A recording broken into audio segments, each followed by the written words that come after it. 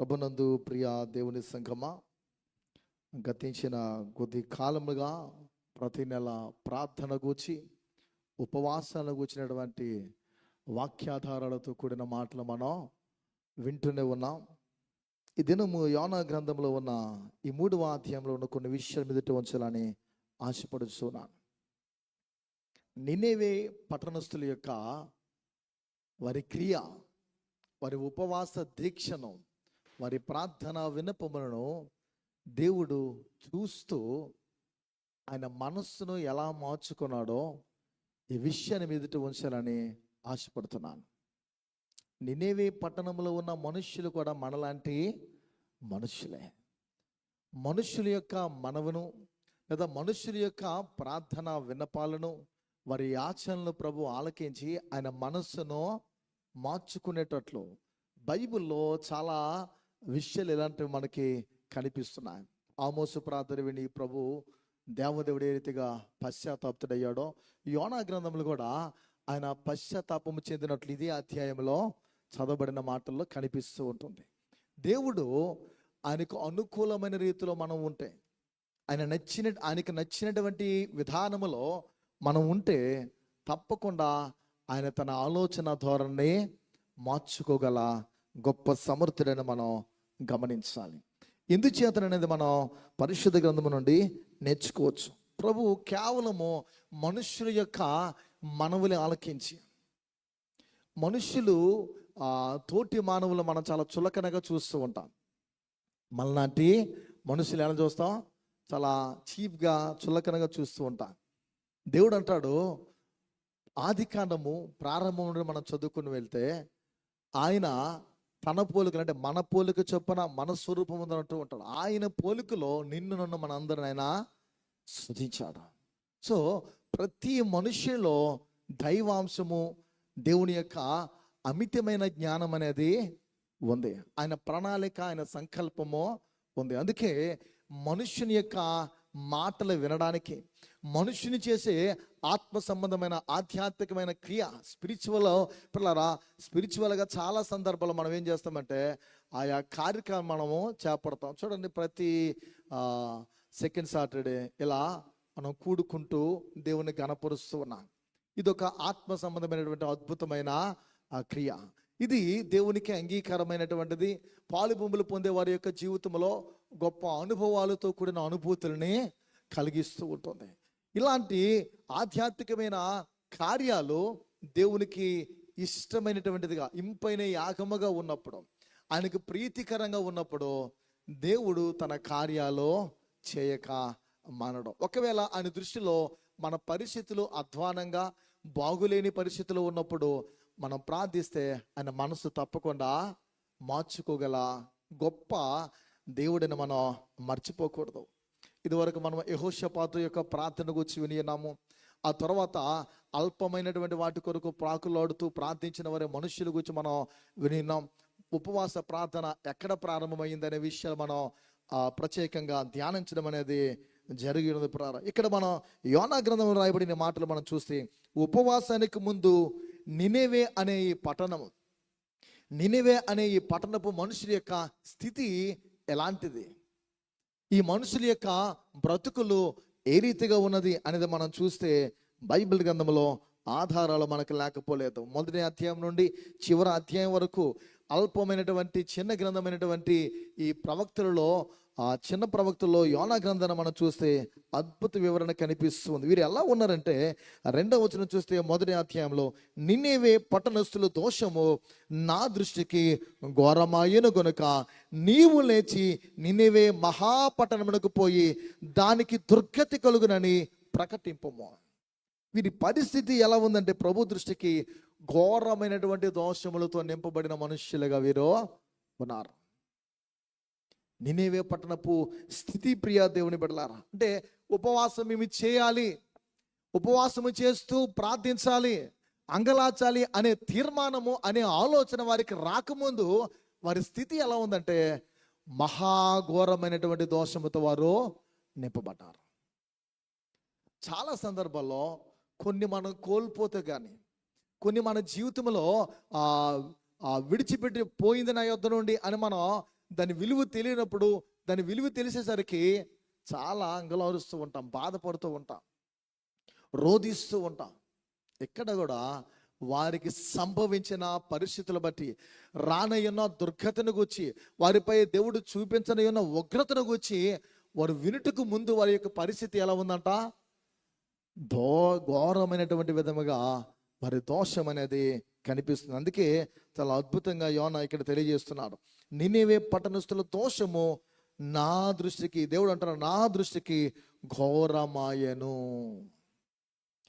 దేవుని దృష్టిలో ఈ వచనం ద్వారా మనం అర్థం చేసుకోవాల్సింది ఏంటంటే, నీవు నేను ఒక కుటుంబముగా, ఒక సంఘముగా, ఒక పట్టణముగా మనం నివాసము చేస్తున్న ప్రాంతం ఏదైనా, అది శ్రీకాకుళం అవ్వచ్చు, ఏదో గ్రామంలో నివాసము చేయొచ్చు, ఏదో దేశంలో నీవు నివాసము చేయొచ్చు. నీవు ఎక్కడ ఉన్నా సరే నీ స్థితి దేవుని దృష్టిలో, దేవుడు చూస్తూ ఉన్నప్పుడు ఆయనలో నీ యొక్క బ్రతుకు, నీ కుటుంబ స్థితి కానీ, నీ స్థితి కానీ, మన పరిస్థితులు ఏ రీతిగా ఆత్మీయంగా ఉన్నవని ఆలోచించుకోవచ్చు. వారు ఎలా ఉన్నారంటే ఆయన దృష్టికి ఘోరముగా ఉన్నారు.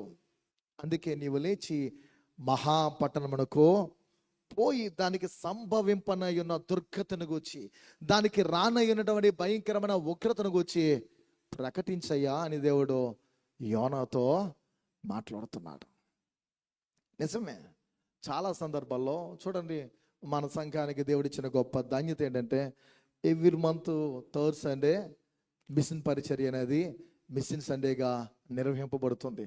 ఆయా మిషన్ పరిచయలో వాడబడుతున్న వారు వచ్చి వాక్యాన్ని అందించడం, సంఘ కాపురు వాక్యాన్ని అందించడం, ఆయా స్థలాలకు, మన ప్రార్థనా స్థలాలకు వెళ్ళి దేవుని వాక్యం వినడం.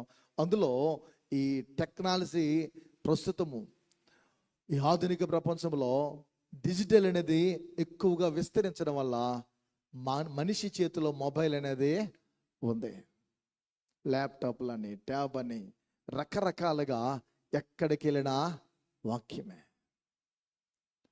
వాక్యము బాగా మనుషులకు అందుబాటులో, చేతిలో దగ్గరగా దేవుని సువార్త అనేది ఉంది.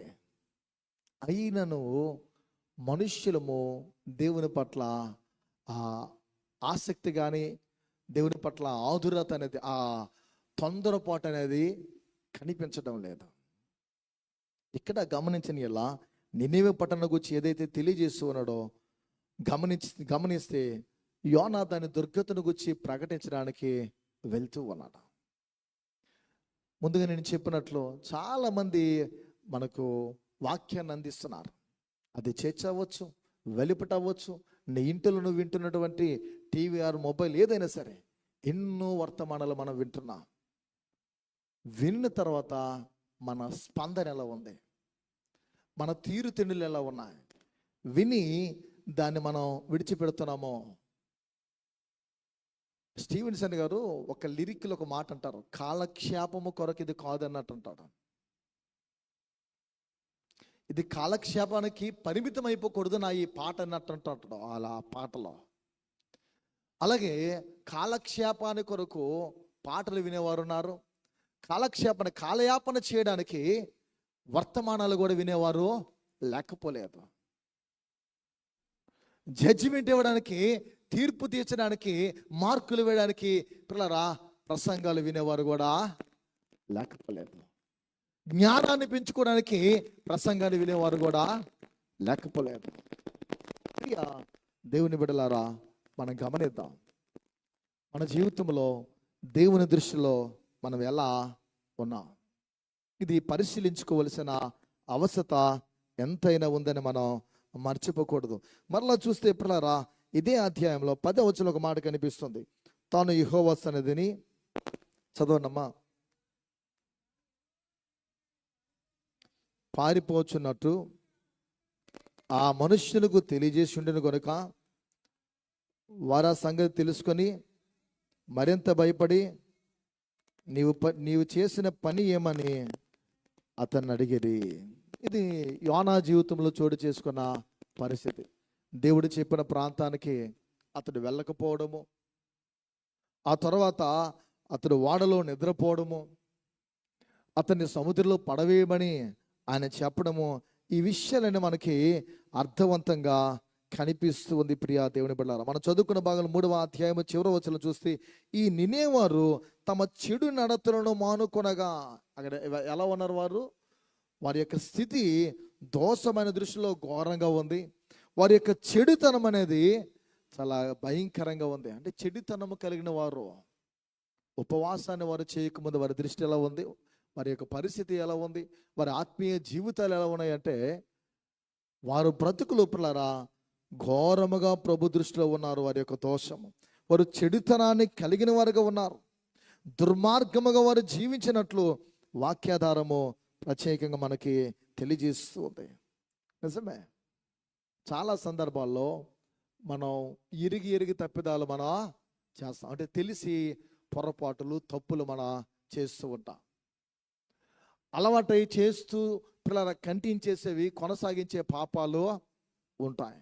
అది చిన్న మొత్తం అవ్వచ్చు, పెద్దది అవ్వచ్చు. పిల్లరా ఏదైనా సరే మనం కొన్ని దాచిపెట్టుకునే క్రమముగా అలా మనం పేర్చుకుంటూ దాచుకుంటూ వెళ్తే అది పెద్ద మొత్తంలో, అది ధనం అవ్వచ్చు, ఏదవచ్చు, ఎక్కువగానే ఉంటుంది. అవునా కదా? పొదుపులో ధనం పొదుగుతుందంటూ ఉంటారు. అలానే పాపాలు చేసుకుంటూ పోతే, అది చిన్నదైనా పెద్దదైనా సరే, అదేమవుతుంది? ఎదుగుతూ ఉంటుంది కానీ, పెరిగిపోతూ ఉంటుంది కానీ అది తరగదు. నీ పాపాలు నీ జీవితంలో కొట్టివేయబడాలంటే, అవి నీలో నుండి పారదొరలబడాలంటే దానికి పశ్చాత్తాపం అనేది చాలా అవసరం. రిపెంట్ అనేది నీలో రావాలి. అది నీ స్వతహాగా నీలో అనిపించాలి, నీలో రావాలి. ఒక వ్యక్తి నిన్ను బలవంతంగా చేస్తే నీలో నీలో ఆ పశ్చాత్తాపము లేదా ఆ మారు మనసు అనేది రాదు. నీలో నీకే అనిపించాలి, నా మనసు మార్చుకోవాలి, నా బ్రతుకు మార్చుకోవాలి, నాలో ఉన్నటువంటి పాపాలన్నీ ప్రభువులో కడుక్కోవాలి, ఆయనతో నేను అంటుకట్టబడాలని ఆ తీర్మానాలు, అలాంటి ఆలోచనలు, దేవుని కొరకైన అలవటింపులు నీలో స్వతహాగా రావాలి. చూడండి, ఆకలి నీకు ఎలా పుడుతుందో స్వతహాగా, సమయానికి 3 పూటలు ఏ రీతిగా నీకు సమయం అయ్యేసరికి ఆకలి వస్తుందో, అలానే దేవుని కొరకైన ఆకలి దప్పులు నీలో రావాలి. నీలో ఉన్న పాపము, నాలో ఉన్న పాపము, మనలో ఉన్న అతిక్రమాలు మనకు వెక్కసమయ్యేటట్లు, మనకి నచ్చని విధముగా అది అనిపించిన అసహ్యం మనకు పుట్టించేటట్లు ఉండినప్పుడు నీ మనస్సు మార్చుకోవడానికి నువ్వు ఇష్టపడతావు. మనందరికీ తెలుసు, తండ్రి ఇంటిని విడిచి వెళ్ళినటువంటి కుమారునికి వచ్చి తన పరిస్థితి తనకి అర్థమైనప్పుడు, తండ్రి నీకు విరోధముగాను అని తన యొక్క బ్రతుకులో మాట్లాడుకుంటూ ఉంటాడు.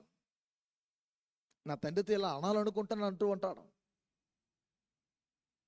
నీకు విరోధముగా, పరలోకం విరోధంగా నేను పాపము చేస్తున్నాను, నీ మాట నేను వినలేదు, నీ మాట నేను పెడచెవిన పెట్టాను.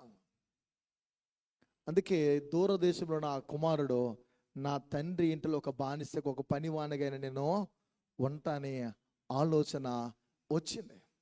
అంటే బుద్ధి వచ్చినప్పుడు అని రాయబడుతుంది తెలుగులో. బుద్ధి వచ్చినప్పుడు తనలో తాను అనుకుంటాను. ఒక వ్యక్తి నా ప్రాణమా తినుము త్రాగుమని తనలో తాను ఎలా అనుకుంటున్నాడు, ఈ వ్యక్తి కూడా అనుకుంటున్నాడు.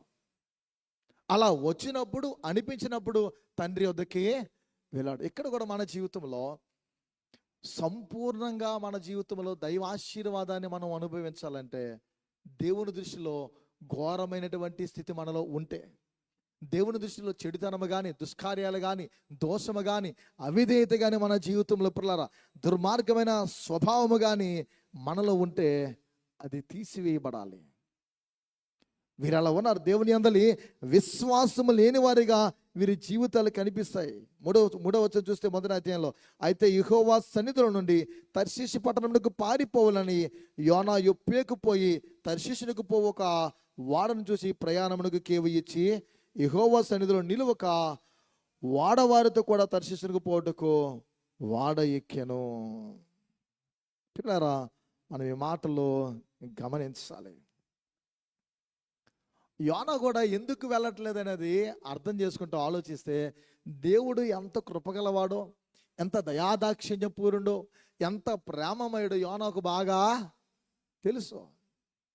ఎందుకు నినివే పట్టణానికి వెళ్ళకుండా తర్షీసుకి వెళ్ళిపోతున్నాడంటే, ఈయన ఎలాగైనా బాగు చేసేస్తాడు, ఈయన ఎలాగైనా అలా మార్చేస్తాడు, వీళ్ళు దుర్మార్గులు, వీళ్ళు చనిపోవాలి, వీరికి ఉగ్రతే కరెక్టు, వీళ్ళు మంచి వాళ్ళు కాదు, నీచమైనటువంటి వాళ్ళని ఆలోచన కలిగి తర్షీసుకి వెళ్ళిపోవడానికి ఇష్టపడినట్లు మనకి అర్థమవుతుంది. ప్రియా దేవుని సంఘమా, దేవుని బిడ్డలారా, అందుకే మనము ప్రభువు దృష్టికి ఎలా ఉన్నా, ఇక్కడ యోనా గ్రంథం అంతా మనం చదివితే దేవుని కోపం తెప్పించే పరిస్థితి కూడా కనిపిస్తుంది.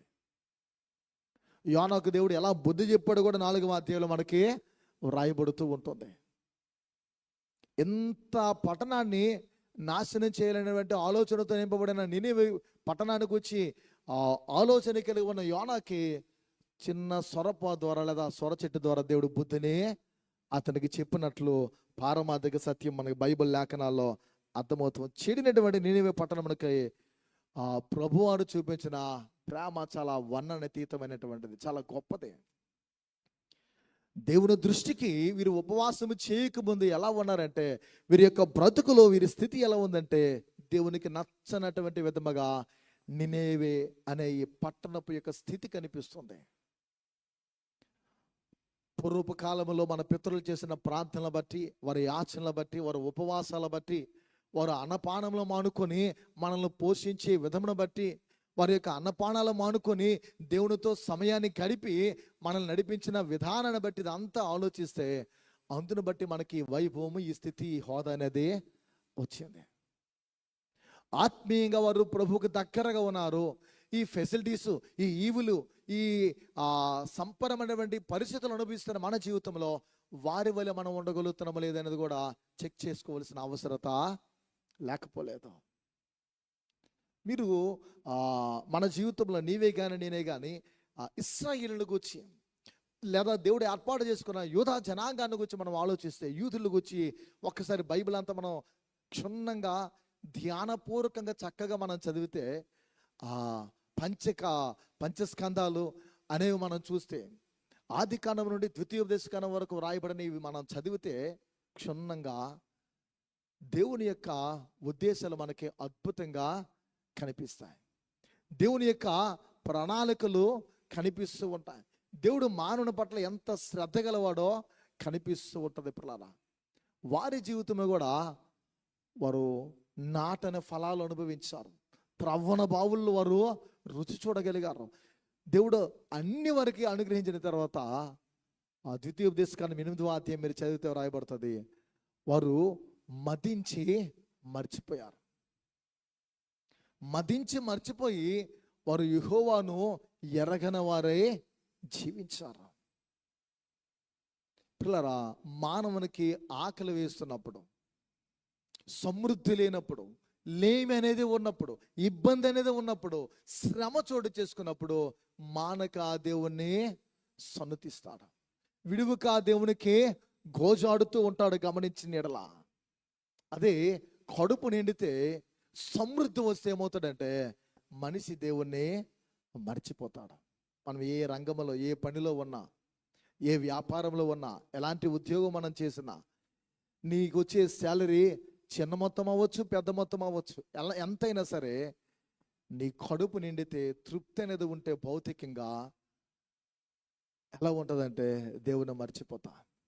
ఇశ్రాయేలు జీవితాలు అలా ఉన్నాయి. అందుకే చెరక దేవుడు వారిని అప్పగించేవాడు, శత్రువులకు అప్పగించేవాడు. మన పితృల వల్లే మనము లేమేమో అని పరిశీలించుకోవాలి. ఈ మాటలు ఎందుకు చెప్తానంటే, ఆది కాండం నుండి ద్వితీయోపదేశ కాండం వరకు మనం చదివితే పితరులను వారు జ్ఞాపకం చేసుకొని పరిశీలించుకుంటూ, వారి వల్ల మేము లేమయ్యా, వారి వల్ల మా బ్రతుకులు లేవయ్యా అని పరిశీలించుకునేవారు. వ్యక్తుల గురించి ప్రార్థన చేస్తారు. వ్యక్తుల ద్వారా అబ్రహాం ఇలా ఉన్నాడు, లేకపోతే ఇస్సాకు ఇలా ఉన్నాడు, యాకోబు ఇలా ఉన్నాడు. అబ్రహాము దేవా, ఇస్సాకు దేవా, యాకోబుల దేవా అని పిల్లరా ప్రత్యేకంగా వాటిని గురించి కనిపిస్తూ ఉంటుంది. మనకు ప్రవక్తల గ్రంథాలు మనం చూసిన ఎలా ఒక ఎలీషా కానీ, ఒక ఏలియా కానీ, లేకపోతే దేవుని నామంలో గొప్ప నాయకుడిగా వాడబడినటువంటి మోషే కానీ, వీరందరూ దేవుని మహిమ కొరకు ప్రకాశింపబడిన వారు. వారి ద్వారా వారి జీవితాలు సరి చేసుకోవడానికి వారి తప్పిదాలు ఒప్పుకునేవారు, వారి పాపాలు ఒప్పుకుంటూ ఉండేవారు. మన జీవితంలో కూడా మన పితరుల జ్ఞాపకం చేసుకోవాలి.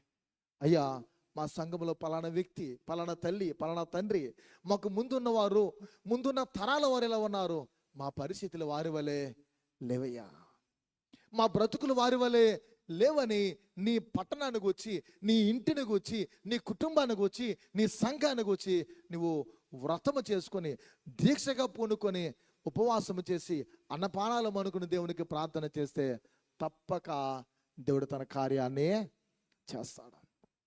దేవుడు తన ఉద్దేశాన్ని బయలుపరుస్తూ ఉంటాడు. ఇక్కడ నినివే పట్టణస్తుల యొక్క స్థితి అఘోరముగా ఉంది, నచ్చినటువంటి విధంగా ఉంది. ఈ చెడిపోయినటువంటి నినివే పట్టణం పట్ల ప్రేమమైన దేవుడు, కృపామైన దేవుడు అపారమైన ప్రేమను, ఆప్యాయతను, జాలిని చూపిస్తున్నాడు. మనం ఇంకా బ్రతికి ఉన్నామంటే, మనం ఇంకా జీవిస్తున్నామంటే అడ్డగించేవాడని మనకి తెస్సలోనికీయులకు రాసిన పత్రికలో వ్రాయబడినట్లు పరిశుద్ధాత్ముడు, ఆదరణకర్త అయినటువంటి దేవుడు మన మధ్య ఉండుట వలన మనము చలిస్తున్నాము, బ్రతుకుతున్నాము, పిల్లలు మనకు నచ్చింది మనం చేయగలుగుతున్నాం. పరిశుద్ధాత్ముడు లేకపోతే మనిషికి మనుగడి భూమి మీద లేదు. అంటే అర్హత లేదు. అర్హత లేని మానవునికి అత్యున్నతమైనటువంటి కృప, ప్రేమ అనుగ్రహింపబడింది. హేతువు లేకుండా ప్రేమను చూపించేవాడు మనం నమ్మినటువంటి దేవుడు.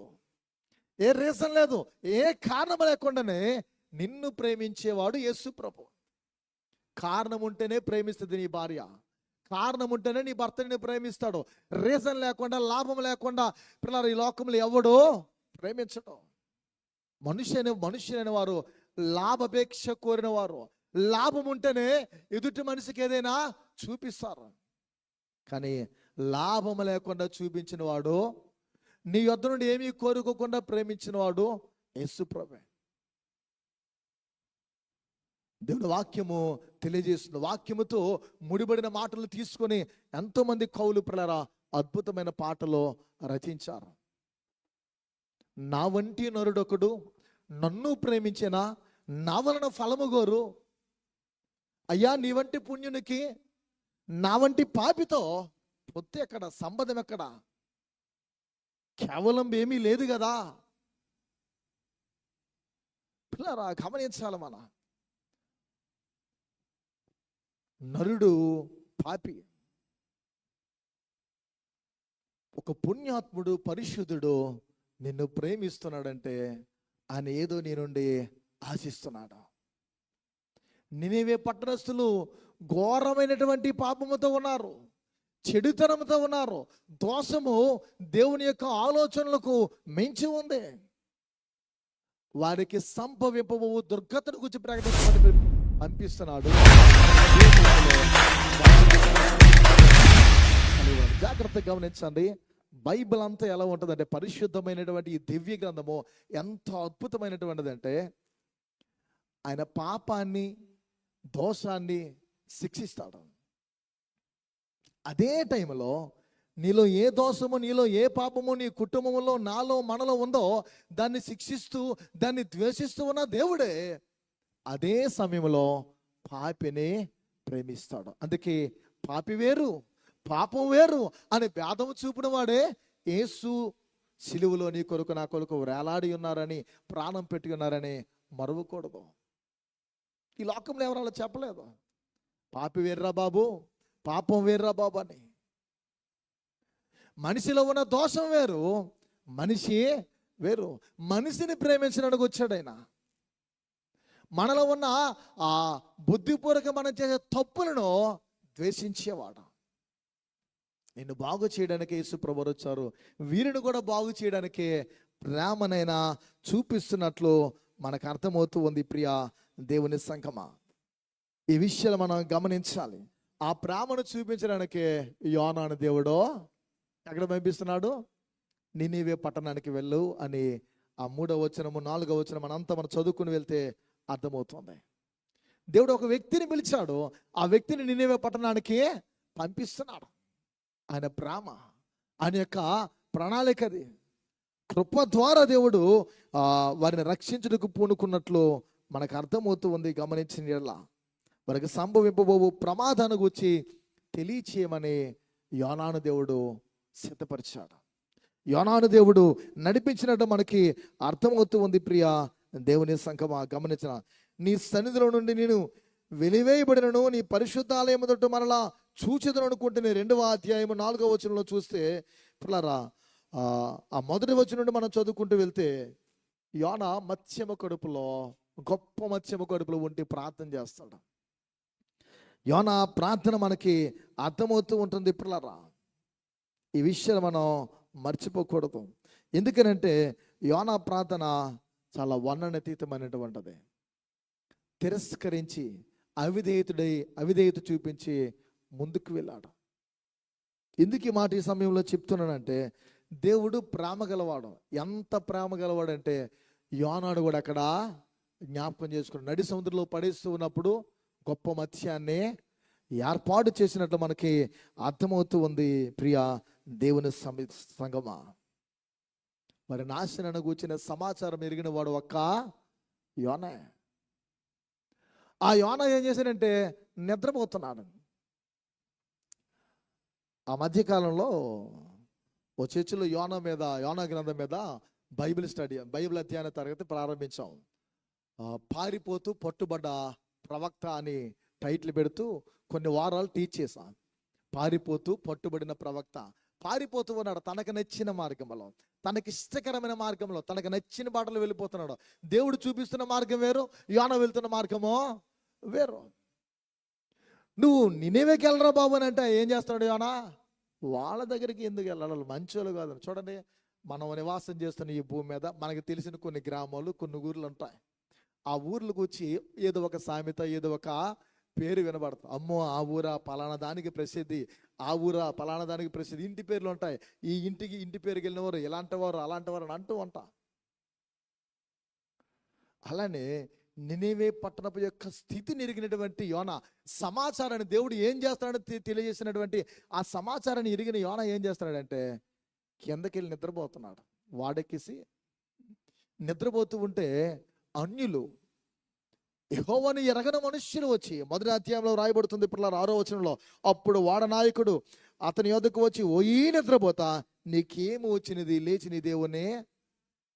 అది ఎందుకు వచ్చిందో, ఎందువలన ఆ ప్రతికూలమైన పరిస్థితి, ఆ అలజడి, ఆ తుఫాను ప్రబలుతూ ఉందో యోనాకు మాత్రమే అక్కడ తెలుసు. ఆ కాన్వర్సేషన్, ఆ వచనాలన్నీ చదువుకుంటే మనకు అర్థమవుతుంది.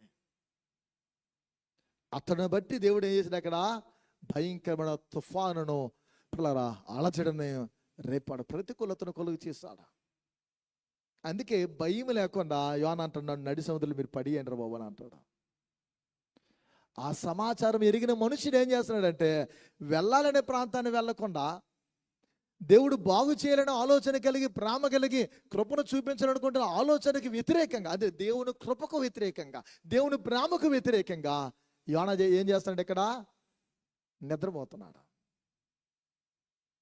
అలాగే మనలో కూడా చాలా మంది, మన కుటుంబాల్లో, మన ఇళ్లలో, మన బిడ్డల జీవితంలో, మన జీవితంలో కొన్ని విషయాలకి దేవుడు మన విషయాలు మన జీవితంలో ఏర్పాటు చేసుకోండి, మనల్ని పురుకులతో వెళ్ళమని అడ్డగించేవారు ఉంటారు. దేవుడు మనకి ఇచ్చినప్పుడు, అవకాశం ఇచ్చినప్పుడు, ప్రేరేపణ కలుగు చేసినప్పుడు వెళ్ళకుండా ఉండిపోవడానికి మనం ప్రయత్నిస్తూ ఉంటాం. కృప అనే పదం ఉంది. కృపకు నిర్వచనం మనం చెప్పలేము. అలాగే కృపకు లక్ష్యాలు ఉంటాయి. ఆ లక్ష్యాలు ఎలాంటివంటే, చిన్న ఎగ్జాంపుల్ చెప్తాను. నీవు రక్షింపబడిన వాడవు, నేను రక్షింపబడిన వాడును.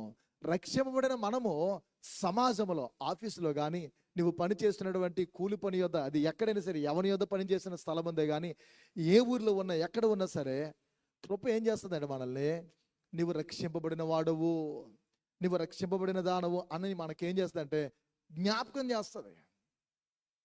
వాళ్ళు లోకులు, నువ్వు వేరు, వారు వేరు, నువ్వు వేరు, వారికి నీకు తేడా ఉంది. నువ్వు రక్షింపబడిన వాడు కనుక నీ రక్షణను నువ్వు కాపాడుకోవలసిన అవసరత ఉందని, కృపకున్న లక్ష్యం ఏంటంటే నిన్ను అద్భుతమైనటువంటి ఆయన యొక్క తిన్నని బాటలు నడిపించడానికే ఇష్టపడుతుంది. కానీ కృపా లక్ష్యాలకు వ్యతిరేకంగా అడ్డుగా మనమే నిలబడతాం. ఇక్కడ యోనా కూడా అలాగే నిలబడితే దేవుడు ఏం చేశాడంటే, యోనాకి ఆలోచన వచ్చింది, నన్ను అడిగానంటే వెంటనే మత్స్యాన్ని ఏర్పాటు చేశాడు. ఒక గొప్ప మత్స్యాన్ని ఏర్పాటు చేసినప్పుడు తిరిగి ఆ మత్స్యం ఎక్కడికి వెళ్ళింది? ఏ ఊరు దేవుడు పంపుతున్నాడో అదే ఊరికి వెళ్ళింది. అదే నినివే పట్టణానికి, అదే ప్రాంతానికి వెళ్ళి ఆ ఒడిని అతన్ని కక్కేసింది.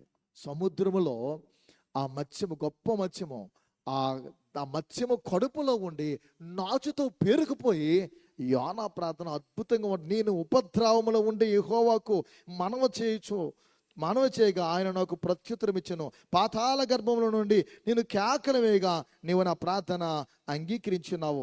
నీవు నన్ను అగాధమైన సముద్ర గర్భములో పడవేయున్నావు, ప్రవాహము నన్ను చుట్టుకొని ఉన్నవి. ఈ తరంగాల ధ్వని అనేది భయంకరమైనటువంటిది. నీ జల ప్రవాహాల ద్వారా కరడ కరుణ నన్ను పిలుచుచున్నది అని 46వ కీర్తనలో రాయబడుతుంది. ఆ కురుళ్ళు అనేది అంటే లోతైనటువంటి స్థలంలో ఉంటాయి ఇవి. ఆ లోతైన స్థలములో, లోతుల్లో నిమ్మలమైన స్వరం. అదే మనకి 651 అనుకుంటున్నాం. అక్కడ 61లో నడిపించినానవనే కీర్తనలో మాసిరమణ గారు అంటారు, లోతైన జలములలో లోతును వినబడు స్వరమా అనే ఆ పదాలు కనిపిస్తాయి. మనము పాపపు లోతుల్లోకి మనం దిగజారిపోయిన లోతుల్లోకి వెళ్ళిపోతూ ఉన్నప్పుడు నినివే పట్టణస్థుల స్థితి అలాగే ఉంది. పేతురుని గూర్చి రాయబడిన పాట అది. నడిపించినానవనే పాట ఎవరిది? పేతురును గూర్చి యేసుప్రభువు వారు రాశారు. ఎక్కడ, ఏ సందర్భం అంటే, పేతురు, సీమోను పేతురు, నీ దోణిను లోతునకు నడిపించు అనే దాని మీద రాయబడినటువంటిది. అందుకే తన అపజయాన్ని గురించి మొదట్లో ఆరంభిస్తాడు ఫస్ట్ చరణంలో. లోతైన జలములలో లోతును వినబడు స్వరమా అంటే, లోతుల్లో నువ్వు ఎంత వెళ్ళిపోయినా నీ ప్రభువు నీతో మాట్లాడుతూ ఉంటాడు. నా లోపాలను సరిచేయి అంటాడు. లోపము లేని ఒక అర్పణగా నేను అయిపోవాలంటూ ఉంటాడు అక్కడ.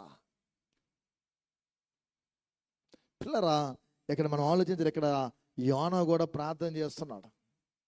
మత్స్యము కడుపులో ఉన్నప్పుడు తన యొక్క స్థితిని ఒప్పుకుంటూ ప్రార్థన చేస్తాను. గర్భములో, సముద్ర గర్భములో పడవేసినావు, ప్రవాహములు నన్ను చుట్టుకొని ఉన్నవి, నీ తరంగములో నీ కర్రులను నన్ను కప్పి ఉన్నవి, నీ సన్నిధిలో నుండి నేను వెలివేయబడినను, నీ పరిశుద్ధాలయముతో మరలా చూచిదను అనుకుంటున్నాయి. చూడండి విశ్వాసం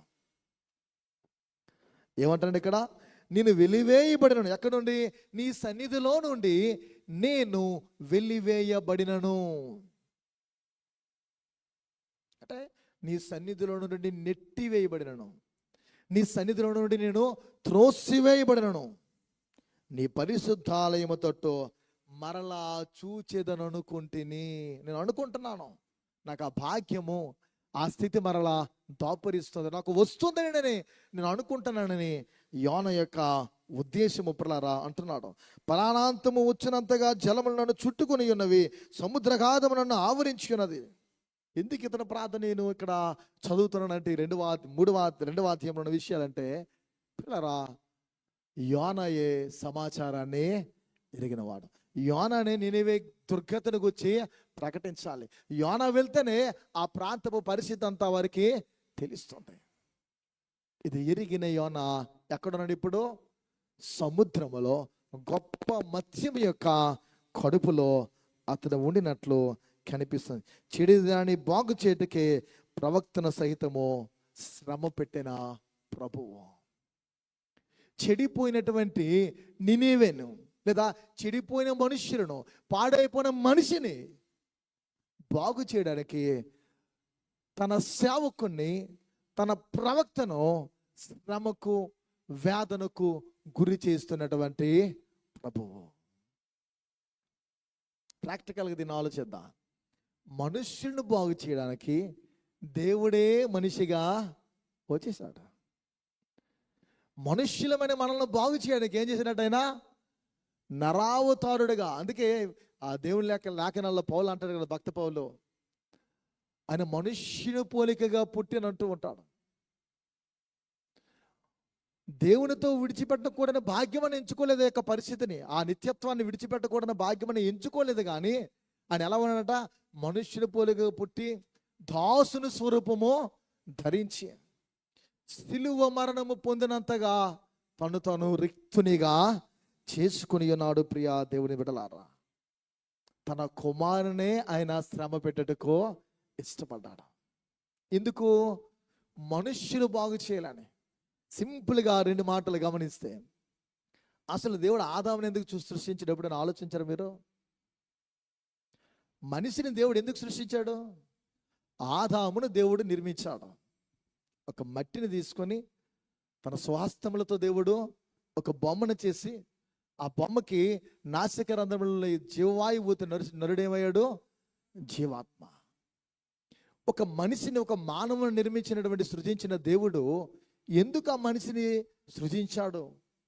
వాడిని ఫలించమన్నాడు. అదంతా తర్వాత అసలు ఎందుకు దేవుడు చేశాడంటే, అది మనకు తెలియాలంటే పరలోక రాజ్యం అనేది తెలియాలి. ఏం తెలియాలి? పరలోక రాజ్యంలోకి వచ్చే విషయాలు మనకు తెలియాలి. దేవుడు తన రాజ్యములో తన పిల్లలతో నింపాలని ఆశపడ్డాడు. ఏం చేయాలనుకున్నాడు ఆయన? దేవుడు తన రాజ్యంలో తన పిల్లలతో నింపాలని ఆశ కలిగి ఉంటే, ఒక్కడు కూడా అందులో ప్రవేశించక ముందే మొత్తము నాశనం చేయడానికి పూనుకున్నాడు సాతాను. దుష్టుడు తన ఆలోచనలో అమల్లో పెట్టాడు. మనిషికి పిల్లరా తన జీవితంలో మనిషిని ఎలా పాడు చేయాలో ముందుకు అడుగులు వేస్తూ యుక్తిగా ప్రవర్తించిన వాడిగా సర్పరూపంలో వచ్చి ఉన్నాడు. పిల్లరా గమనిద్దాం. మొదటిగా ఏం విన్నాం?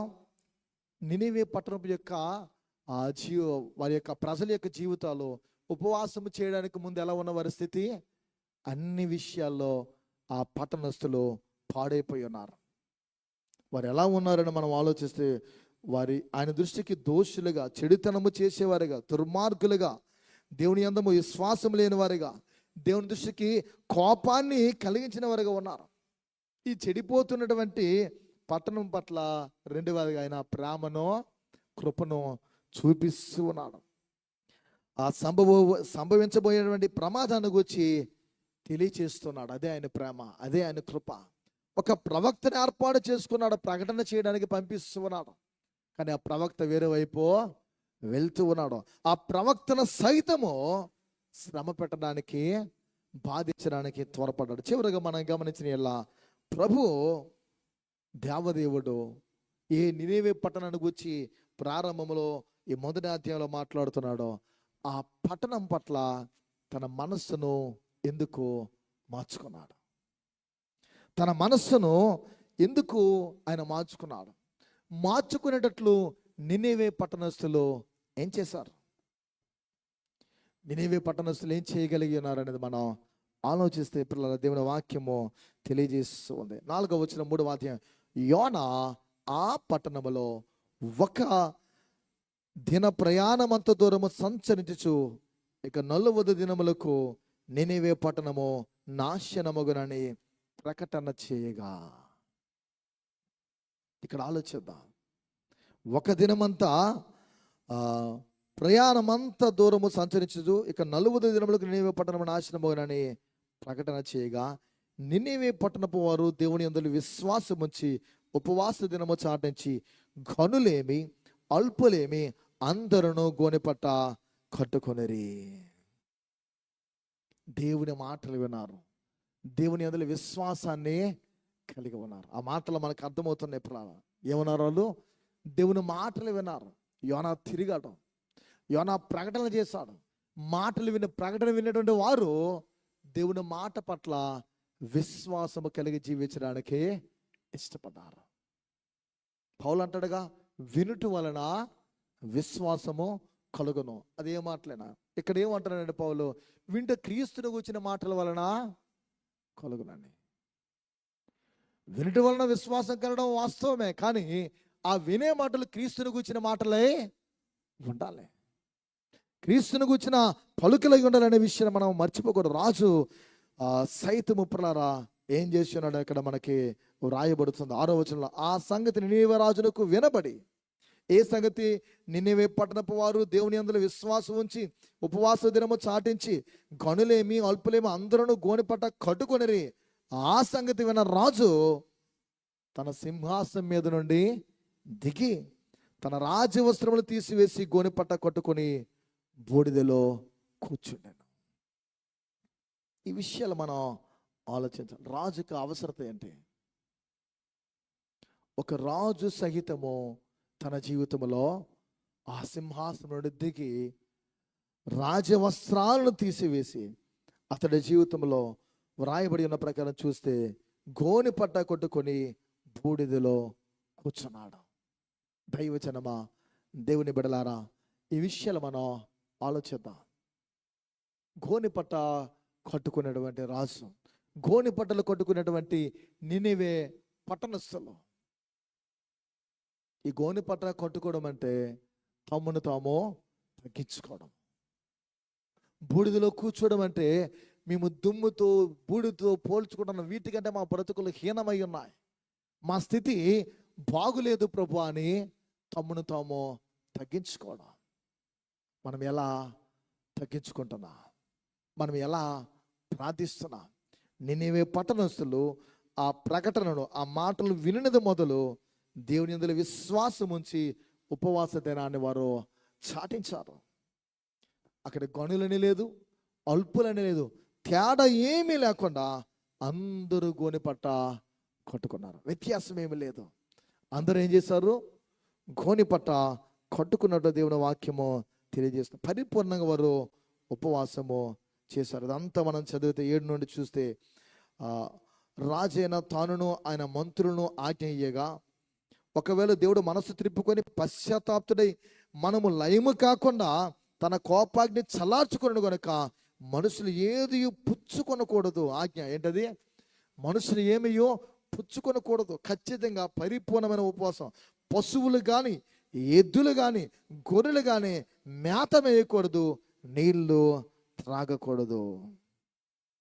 మనుషులందరూ తమ దుర్మార్గం విడిచి తాము చేయు బలత్కారమును మానివేయవలను. మనుషులేమో పశువులేమో సమస్తను గోనెపట్ట కట్టుకునేవాళ్ళను. చూడండి, జంతువులు సైతము గోనెపట్ట కట్టుకోమంటారు. కఠినంగా మనం ఉపవాసం చేయాలని ఆజ్ఞ జారీ చేశాడు. కఠినంగా ఉండాలి. దేవునికి ఇది అంగీకారం అయితే ఆయన చేయాలనుకున్న కీడును చేయడేమో, ఆయన పశ్చాత్తాపడతాడేమో, ఆయన మనస్సు మార్చుకుంటాడేమో, ఆయన మనసును కదిలించేటట్లు మన యొక్క ఉపవాసము, మన ప్రార్థన ఉండాలి. లోకాన్ని కదిలించడానికి వచ్చిన యేసు ప్రభు, మనుషుల యొక్క హృదయాలను కదిలించడానికి వచ్చిన ప్రభు, మానవుని యొక్క హృదయాలను కదిలించి మనుషులను బాగు చేయడానికి వచ్చిన ప్రభు, నీవు కూడా ప్రార్థన చేస్తే, నీవు కూడా ఉపవాసం చేస్తే ఆయన మనస్సు, ఆయన హృదయమో కదిలిపోతాయి. ఎంత ఉగ్రతను కురిపించాలనుకుంటాడో నువ్వు అంతలా అంగీకారమైన వానిగా ఉంటే ఆయన చేయాలనుకున్న కీడును, ఉగ్రతను చేయడం. ఎందుకంటే దేవుని వాక్యమే మనకు ఆధారాలు చాలా దగ్గరలా రాయబడుతూ ఉన్నాయి. ప్రియ దేవుని బిడ్డలారా, ప్రభు కోసము ఉపవాసం ఎల్లప్పుడు ఎలా ఉండాలంటే అది ఒక అద్భుతమైన దీక్షగానే ఉండాలి. చల్లారిపోయి ఉపవాసాలు చేస్తూ ఉంటాం. ఏం చేస్తాం?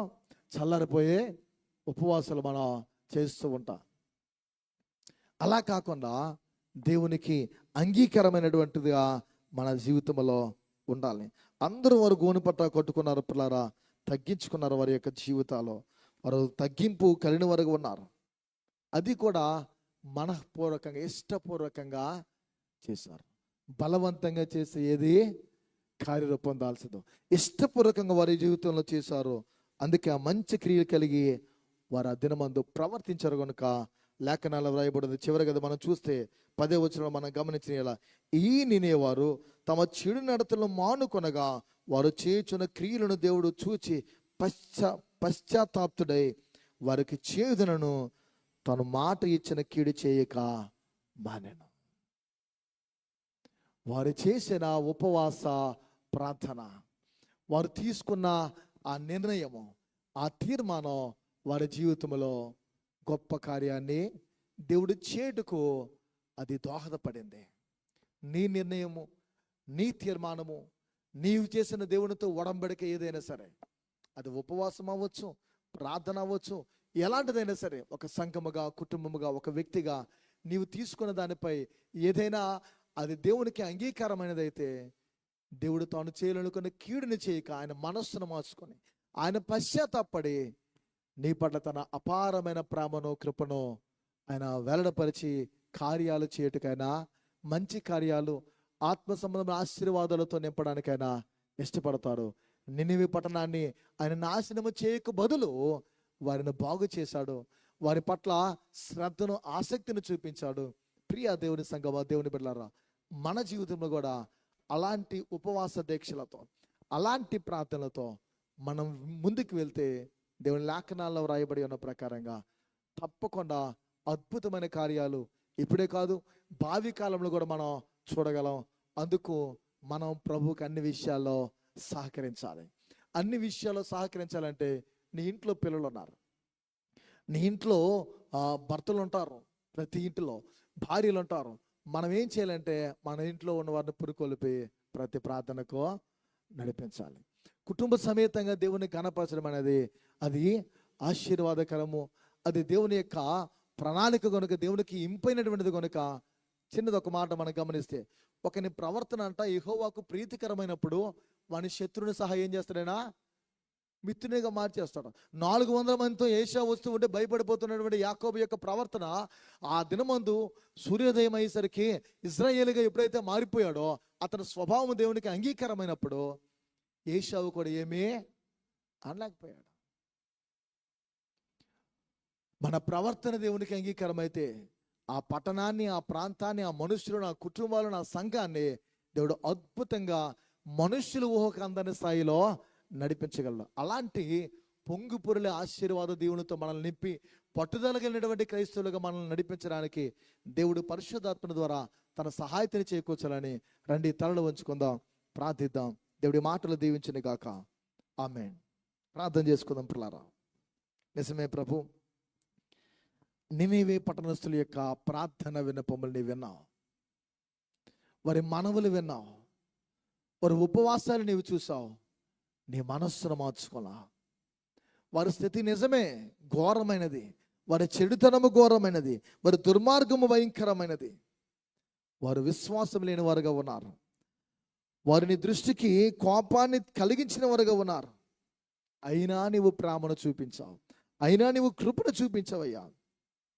నీ మనస్సు మారుకోవడానికి, నీవు పశ్చాత్తాపడడానికి వారు అంతలా ప్రవర్తించారు, అంతలా తగ్గించుకున్నారు. వారు చేసిన పని గొప్పది.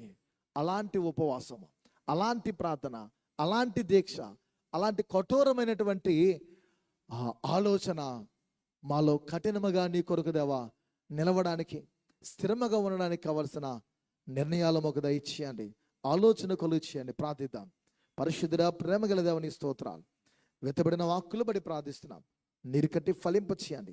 వాక్యానుసరమైన ప్రవర్తన, వాక్యానుసరమైన జీవితాలు మా బిడ్డలందరికీ కలుగు చేయండి.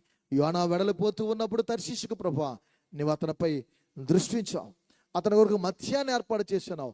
ఆ మత్స్యాన్ని, ఆ యొక్క చేపని నీవే తిరిగి ప్రభు నినివే పట్టణానికి పంపించావు. నినివే పట్టణానికి వెళ్ళి ప్రకటన చేస్తున్నావు. దుర్గతను గురించి చెబుతూ తిరిగి ఉన్నాడు.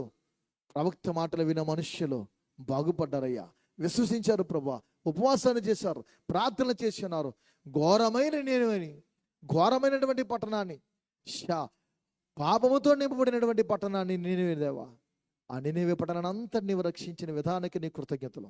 మేము అలా ఉంటే దేవా మమ్మల్ని మార్చండి, మమ్మల్ని సరిచేయండి, మమ్మల్ని దిద్దండి. మా బ్రతుకులు క్రమపరిచి నీకు అంగీకారమైన వారిగా ఎదుగు దేవా మా సంఘము, మా కుటుంబాలు, మా బిడ్డలందరూ దేవా నిలవడానికి కావాల్సిన ధన్యతను కలుగు చేయండి. నినివే పట్టణస్థులు చూస్తూ మా బ్రతుకులు కూడా దేవా నీకు అంగీకారమైనట్లు దేవా తగ్గింపు కలిగిన వారిగా మేము నడిచే ధన్యతను పరిశుద్ధాత్మ ద్వారా మీరు కలుగు చేసి మీరు మాత్రం మహిం పొందమని యేసు పేరటి ప్రార్థన విడిచున్నాను తండ్రి. ఆమేన్.